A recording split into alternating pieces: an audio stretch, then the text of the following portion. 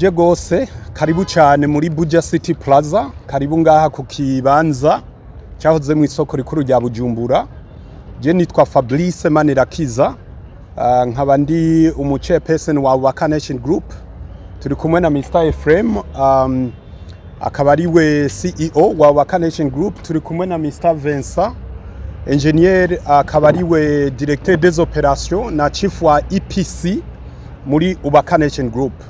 Rero ikiganiro cyacu cy'uno munsi kukaba ari kubashikiriza aho ibikogwa byo kubaka isoko rikuru rya Bujumbura bigeze. Nkuko mwagiye murabikurikirana mu ntango, ni uburenganzira bw'abenegihugu bw'abarundi kugira babandanye bakurikirana aho ibintu bigeze.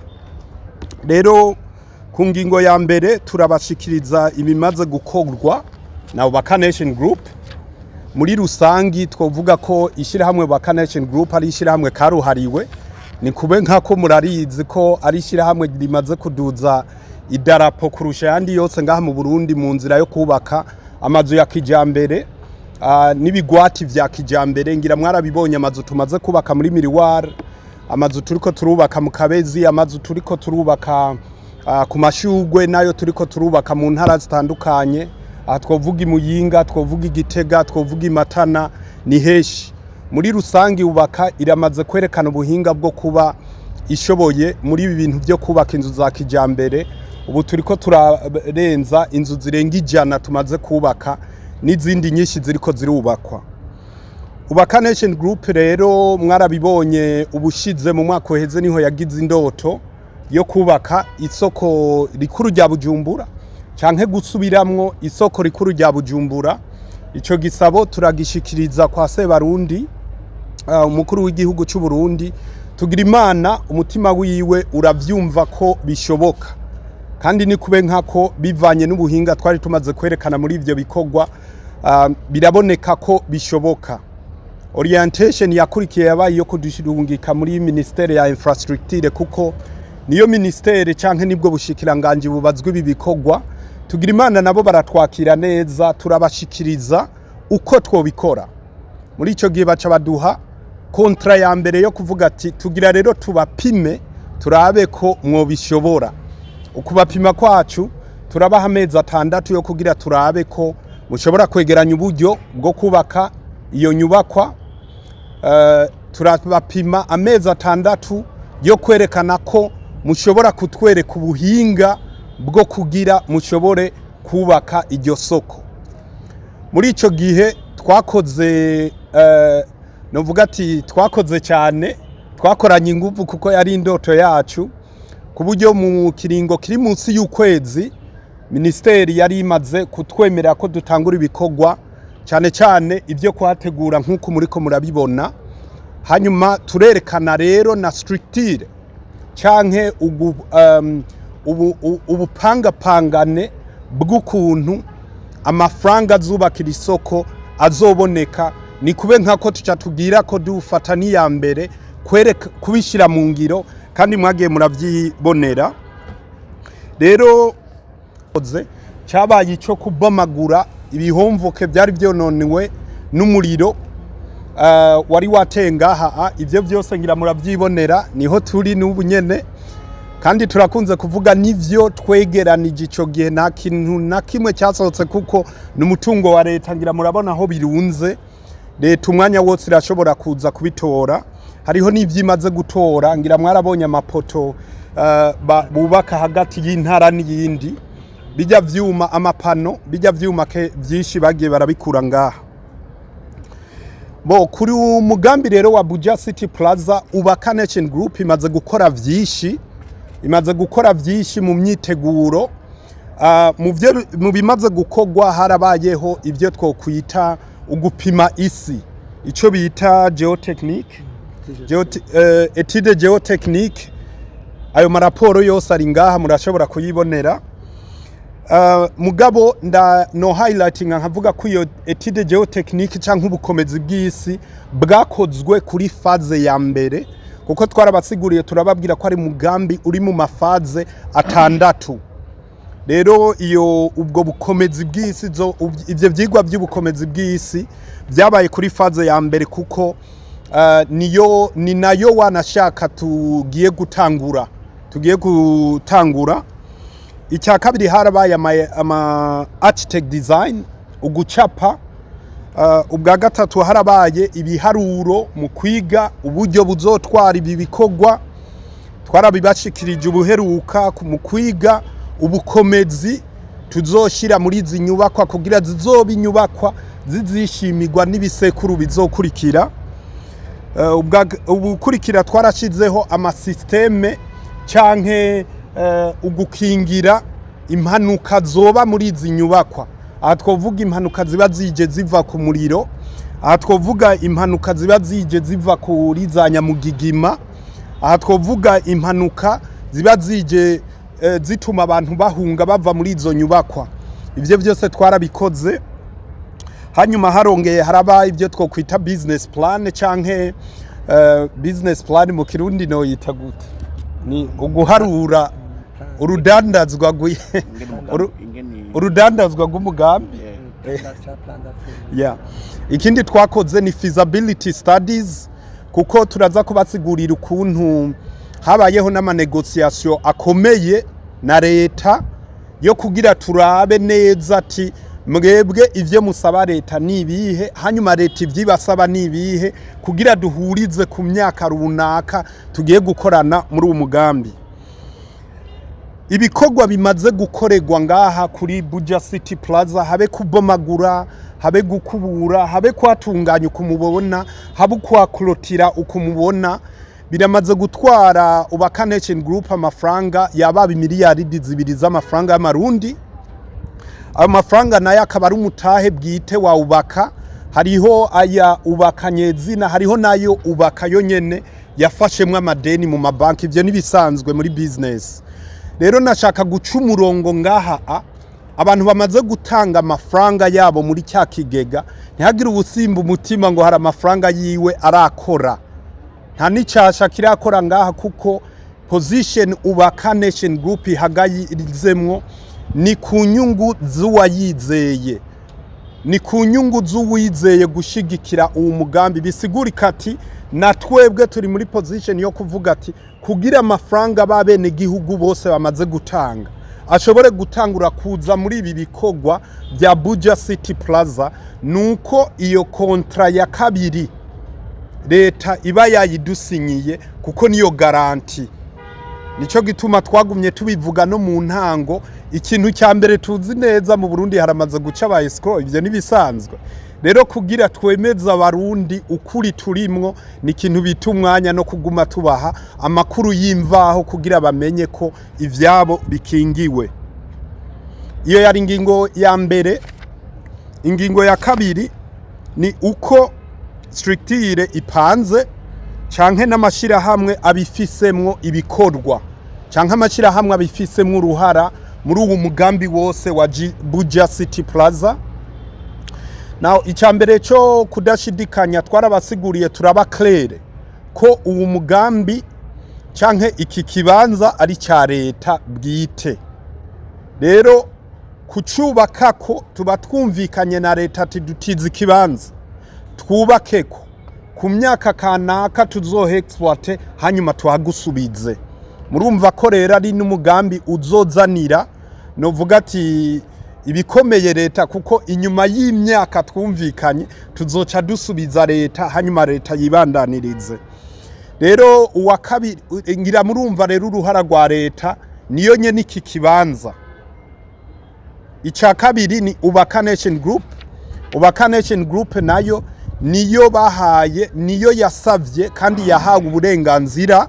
bwo kubaka iri soko rikuru rya Bujumbura ngira murumva ko ubaka nation group ica yitwa umudeveloper cyangwa umwubatsi hanyuma hejuru ya vision ya Fabrice Atanze acashima kuvuga ati ho kugira ubaka nation group igenda isaba amafaranga hariya na hariya ngo yubake iki gikogwa kubera iki ubaka nation group canke muri ya vision ya Fabrice tutokwishiraho structure kugira inguvu z'abana b'igihugu kugira inguvu z'abarundi abari abarundi bari ngaha ari abarundi bari muri diaspora dushobore kwihiteka mu kwikorera ivyacu mu kwiyubakira ivyacu twabivuze no mu ntango kandi tuzoguma tubivuga nta muzungu azotazanira iterambere abarundi nta munyamahanga azozanira iterambere abarundi iterambere ry'abarundi rizova ku barundi kandi rizogirira akamaro abarundi rero abarundi tutavuye hasi ngo dushigikiranire nta bizotugora gutera imbere rero Buja City Plaza canke ikigega ca One Africa Investment Fund hejuru yo kwegeranya amafaranga novuga ati n'umutima ushaka kwerekana ko bishoboka n'umutima ushaka kwerekana ati abarundi turashoboye ni kube nkako ngira mwarabonye muri fundraising yacu ya mbere mu kiringo kiri munsi y'ukwezi twegeranya amafaranga arenga miliyaridi 3 ngira murumva ko yabaye intambwe ikomeye abarundi nyone biyerekaniye ati twe ni muduhitera mbere ibikurikira tuzimenya ni cya kindi umurundi yamaze gutahura avuga ati jewe mpa mahoro ibindi ndeke rero One Africa Ubaka Nation Group haca hazamwo rero One Africa Investment Fund nk'ikigega cyegeranya amafaranga y'abene gihugu kugira gifinance wa mugambi wa Buja City Plaza amategeko rero y'igihugu avuga ko canke amategeko internationale ikigega twarabasiguriye ntikigira umudeje ntikigira ahubwo kigira inzego zigikurikirana kigira amashira hamwe yemewe agikurikirana niho rero twaciye tugira amahigwe turashiraho ishira hamwe no twise African Dream Assets canke ADA iryo shira hamwe bijejwe kugera bijejwe kumanaginga y'amafaranga ya twese y'amafaranga tumaze gushiramwo tugira imana rero abicyo kigega abiryo shira hamwe rya One Africa rya African Dream Assets birama ayo mashira hamwe yose yararose uruhusha ku mugaragaro ubuyaha uruhusha ninde ni IRMC Autorité de marché de régulation du marché des capitaux Autorité de régulation du marché des capitaux icyo gisata ca leta cyaramaze kuduha uburenganzira bwo gukora kisunze nibi bikogwa twateguye hanyuma iryo shira hamwe rya ADA ubunyene riko rikorera ngaha hakoze hakora bikor muzohabona ubushaka wese arashobora kugenda abo umunyamitahe abo umurundi afise ikibazo ukuntu amafaranga kingiwe ukuntu amafaranga bariko barategura novuga ati amaliste y'abaactionnaire kuko nibikogwa kujya twagiye turababwira nibikogwa bikeneye ubwitonzi kandi bikeneye abahinga iryo shira hamwe ntiritwagwa na Fabrice ritwagwa n'abahinga bavyigiye kandi kuryemera nuko babonye ko arabahanga bafise experience mu kumanaginga canke mu kugera amafaranga menshi cyane canke amafaranga y'abene gihugu Mbo ayo mashira hamwe rero twagiye turabivuga ko ya mbere ariyo One Africa Investment Fund na African Dream Assets ariyo ADA niyo novuga ati umutima ufashe ucunze bwa butunzi bwamwe bw'abene gihugu banye n'amafaranga ayandi mashira hamwe rero acaza nka yaje gusahiriza security canke ugucunga ya mafaranga y'abene gihugu ishira hamwe rya mbere novuga ni Bankobu turamaze gusinyiranira amasezerano yo ku actinga nk'uwo bita mu custodian canke umucunzi wa ya mafaranga yose umunyezamu wa ya mafaranga yose tumaze no gusinyiranira iyindi kontra ya register which means bisigura kwandika baba nyamitahe bose rero kandi ni bimwe dukunze kwivugira terega aya n'amafaranga y'abene gihugu umwene gihugu wese ashobora gushidikanya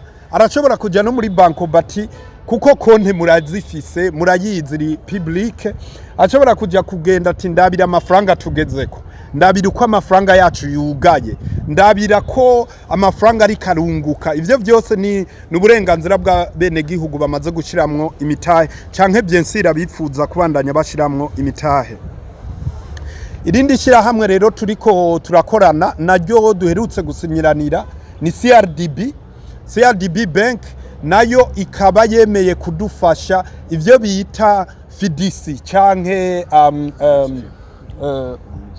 umwizegwa.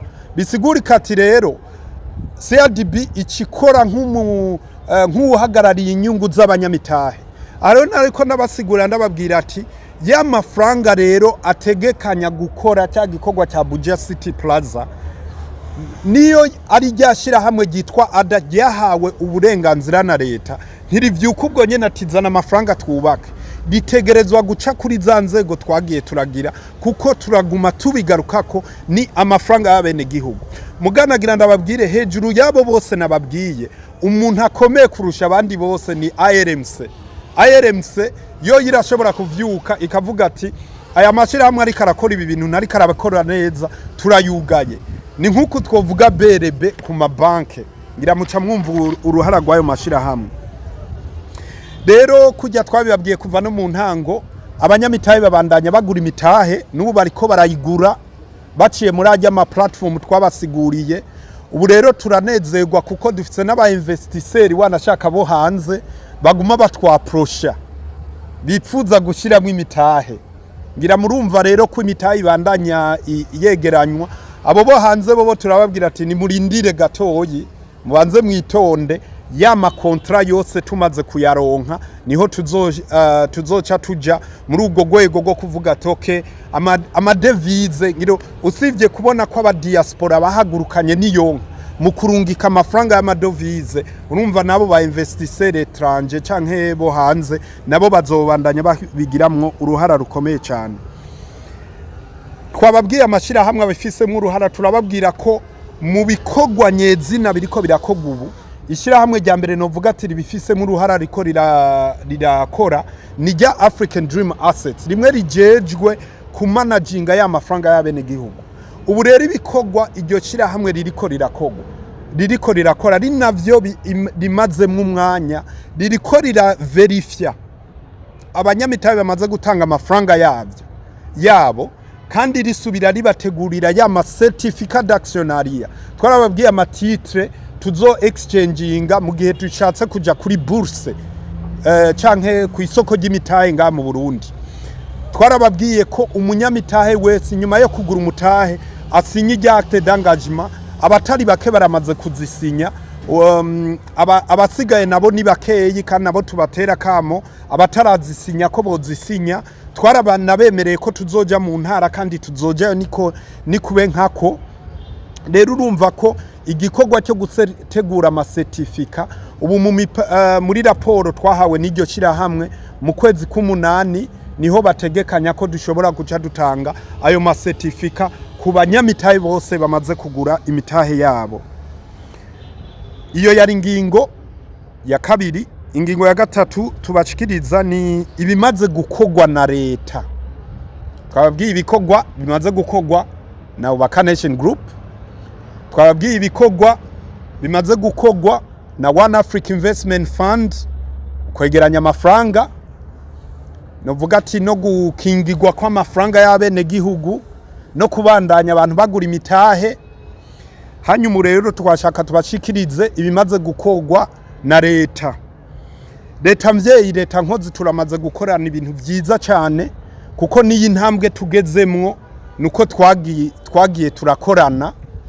Hanyuma ibimaze gukogwa nyamukuru two highlightinga igikorwa cya mbere cyo mwarakibonye ni igikorwa twasinyiraniye amasezerano na leta yo kuduha uburenganzira bwo gutangura gutegura iki kibanza no kugitegura kugeza kuri iyi ntambwe tugezemwo. Twarabatumiye mwaravyiboneye. Ikintu cya kabiri kimaze gukogwa ni cyuko leta iramaze gukonfirma canke kwemeza ubuhinga n'ubuhanga twerekanye bwo kwegeranya amafaranga, bwo kwegeranya uburyo n'ubuhinga bw'ukuntu tuzubaka. Kuko mu kubemeza twaranerekanye n'abahinga bazodufasha. Aha twovuga ama maison de surveillance yo hanze, twovuga abahinga baba engineer bazoza bavuye hanze. Nikijya twagiye turavuga ati Yubakwe Nation Group yaramaze kubona aho intambwe yayigera. ntitwovuga ngo ubaka nation group ngo yonyene ngo yoca yubaka ngo inyubako igeretse incuro 30 aho tutarayubaka. Urumva ko tuca twifashisha abahinga bamaze kuvyubaka. Rero kwari kubabwira yuko leta imaze kubibona ducishije muri ministere ya infrastructure, irabona uko bipanze, turabereka ama maison de surveillance amaze gukora ibikogwa birenze ibi, barabibona kandi barabona n'ivyo ubaka nation group imaze gukora, barabona ko bishoboka. Igindi kintu kimaze gukorwa na leta, twararose uruhusha n'uburenganzira bwo kubandanya ibikogwa vyacu tubihawe n'inama shikiranganje yakoreshejwe n'umukuru w'igihugu ku tariki 26 z'ukwa kabiri mu 2025 ku ngingo igira 12. Ubaka nation group yararose uburenganzira bwo kubandanya, mugabe iyo nama shikiranganje ikisaba ko ubaka nation group n'ubushikiranganje bujejwe inyubako baja hamwe bakanegosia kontra ya PPP ituma rero ibi bikogwa bibandanya. Aco gituma twavuze ati reka rero tubashikirize mwumve ko iyo kontra ya PPP atari yo gutuma umwana kurahura, ari ikintu gikomeye, ari ikintu novuga ati twicaye tukanyinyurana nkeka, ariko novuga ku neza ya twese. Ubwo burenganzira rero ndababwiye ko twaburose, mugabo bwari bufatiye kuri faze ya mbere. Presto communique yarasohotse, ubishaka arashobora kubironka. Hanyuma tuja rero muri icyo gikogwa cyo kunegosia iyo kontra ya PPP. Ni kontra ikomeye cyane, ni kontra iryoshe yaturyoheye, ni kontra izoryohera abanyamitahe, ni kontra tuyibonye twese tuzotamba, muga kubera biryoshe cyane ntitwoca tuvyarura bitarasha. Kurubwo rero ntituzakuvuga ngo none muri iyo kontra ngo harimwo ibiki. Gusa icyo twobabwira ni kontra iteguye neza cyane, ifitiye inyungu abanyamitahe bose, kandi ifitiye inyungu na leta. Kuko kujya twagiye turababwira PPP ni public private partnership, ni gukorana na leta. Iyo kontra rero mubo twagikoranye harimo ARCP, igisata kijejwe kuraba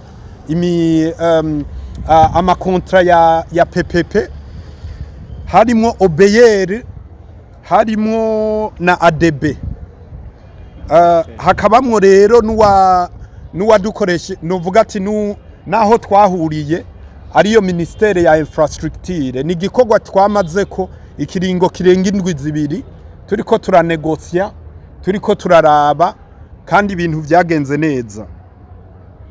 Ikindi gikogwa kimaze gukogwa na leta nuko twaragize inama novuga ati y'ikiganiro muri presidence, tuganira na timu yo muri presidence, turi kumwe n'abahinga bo muri ministere ya infrastructure, turi kumwe n'abahinga bafise uruhara muri ya management y'amafaranga twababwiye y'amashirahamwe ya One Africa Investment Fund na African Dream Assets. Mu nzira rero yo kuganira no kumvisha novuga ati na leta kuyumvisha kurusha, kugira twumve neza ko byose bipanze neza. Ivyo biganiro vyagenze neza, twaraganiriye byabereye muri presidence kwa Ntare, vyagenze neza cyane, tukaba twarabishimye. Rero aho bigeze, ingingo ikurikira niyo kuvuga ati aho bigeze. Mu jambo rimwe rero twovuga ati aho bigeze, turindiranye igishika ko isango ryo gusinya ya kontra ya PPP tuzoribamenyesha vuba, turavyizeye vuba bwango, tuzoribamenyesha mukaza mukavyibonera, tugashira ku mukono ku masezerano. Turabwiye ati tuzoshira umukono ku masezerano saa 4, saa 5 tuzoba amakamya azoba ari ngaha, amatracteur azoba ari ngaha dutanguye kubaka. arico gituma twavuze ati reka tugire iki kiganiro tubwira abantu aho ibikogwa bigeze. Abanyamitahe bafise uburenganzira n'abarundi bose bafise uburenganzira bwo kumenya aho ibintu bigeze. Rero iyo kontra ya PPP ni kontra tuzosinyinanira na leta izoba irimwo, novuga ati ivyo vyose bizotuma dukora mu mwumvikano, leta ikingiwe na twebwe dukingiwe. Aho niho ibintu bigeze. Na ubundi hambavu y'ivyo vyose twovuga ko ivyo tumaze gushikako nka Kubaka Nation Group ni vyinshi, kuko turamaze mu myiteguro yacu, hambavu yo kubabwira ko tumaze gutegura ibi vyose, ngira twababwiye ama étude géotechnique, ama architect designs yose, ama structure, ama note de calcul, ivyo vyose bimaze kuba, biramaze kuba approved, biramaze kwemezwa n'abahinga n'abahanga bavyigiye baturusha ubumenyi bo hanze, kandi biramaze kwemezwa n'ama ministeri abijejwe, kuko nk'iyo kontra ya PPP twababwiye abambere bayigiramwo uruhara ni ministeri ya finance, kuko ni kube nkako abe obeyere ARSP ngira urumva ko ari ministeri ya finance. Hanyuma aya ma design nayo nivyo byose uko twabiteguye bizokogwa biramaze kwemegwa na ministeri ya infrastructure. Rero ngira mu yandi majambo vyose biramaze kwemegwa na leta. Hanyuma muri Kubaka Nation Group mu myiteguro tumaze kugira idasanzwe, nkuko mwavyiboneye rero ngaha kuri iki kibanza, amabiro ngira murabona twaramaze kuyategura.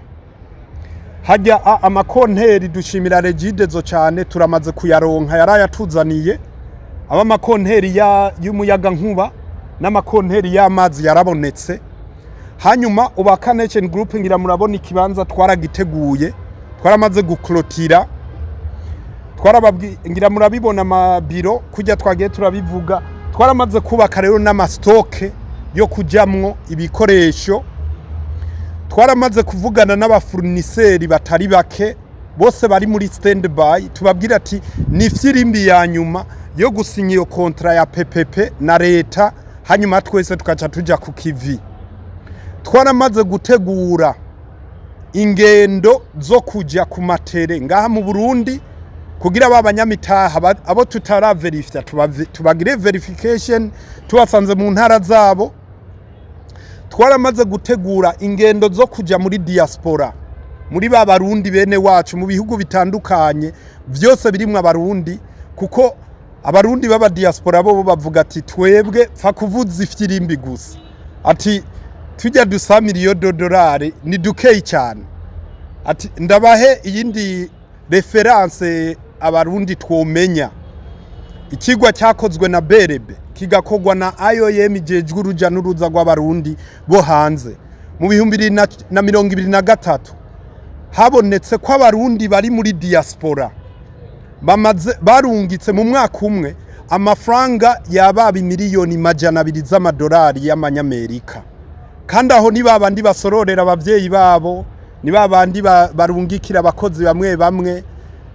Cabwibaza rero mu gihe tuzanye imigambi y'iterambere, BujahitTv Plaza igiye kutubera pionnier, igiye kutubera ya mbere yo kugira abarundi bene wacu bari muri diaspora bafati ya mbere mu kugira uruhara mu terambere ry'igihugu. Ni kimwe twababwiye ati ayo mafaranga ni makeyi cyane kuyegeranya n'umwanya mutoyi. Rero ivyo twateguye kubaganiriza n'ivyo kubishikiriza nkuko twatanguye tubivuga. Abe abarundi bamaze gutanga imitahe yabo bafise uburenganzira bwo kumenya ati ibintu bigeze, bafise uburenganzira bwo kumenya ati amafaranga yacu akingiwe gute, bafise uburenganzira bwo kumenya vyose. Babe n'abarundi bataragura imitahe bategekanya kugura imitahe, bose bafise uburenganzira, na cane cane namwe abanyamakuru namwe mufise uburenganzira bwo kuvuga ati twatanguye twerekana ibintu, birakenewe ko tubandanya twereka abantu aho ibintu bigeze. Rero twebwe abe jewe Fabrice, abe Kubaka Nation Group, abe One Africa Investment Fund natwe dufise uburenganzira bwo kubumvira kugira twese twibandanirize mu iterambere. Turabashimiye gose rero, ubisango rikurikira no kuzovuga ifirimbi tubabwira ati ya kontra leta yaduhaye isango ryo kujya kuyisinya ni muze, kandi tuvyizeye ko ari vuba, kandi twizeye ko leta mvyeyi leta nkozi nayo izobidutunganiriza vuba cyane. Imana ibahezagire cyane, murakoze. Itabonetse ari kibazo, ivyo kuyisinya vyo babidindiye hehe ko mwebwe umengo muri tayari yoba ho bari muri leta canke nihe hari kibazo, kuko birumvikana ko ari byo bitebeje ibibazo. Urakoze cyane. Icambere cyo iyo kontra ya PPP, nkuko tubirashikirije twe turi play no vuga ati jana kwijana. Hanyuma twababwiye aho iyo kontra igeze, twarayinegosie, twarahejeje, iri muri leta. Rero ubu twovuga ati turindiriye ko leta itubwira ati twabonye byose ni sawa canke duhinyanyura kanaka hanyuma muze tuyisinye tuje ku kivi. Nayo ubundi urumva ko byose biri play. Imitahe rero muti barashizeho imitahe, mumaze gukoresha miliyoni 2 zose, miliyaridi ya project za ubaka nation. Kugira no munsi ay'abanyamitahe aricaye, ntabwo amufise yuko kumbure nimba ayo mahera atari karakora bishobora kuzobateranya n'abanyamitahe, kuko bati mbega no tuzokunguka gute aguma yicaye. None bumva bye duteranya gute? Twebwe ntabwo babuhari, kuko abanyamitahe bamaze kugura imitahe, n'abarundi bamaze gutahura umugambi. Uzorabe n'abajya bantu zawumva bariko baravuga hajya na hajya, niyo ugiye ukaverifya uwo muntu usanga atari ubutahe yaguze. Rero tukavuga ati abarundi bacana intege nibo tubwira ati tubise. Abanyamitahe bamaze kwinjira muri One Africa Investment Fund n'abantu baheje gutahura iterambere icari cyo.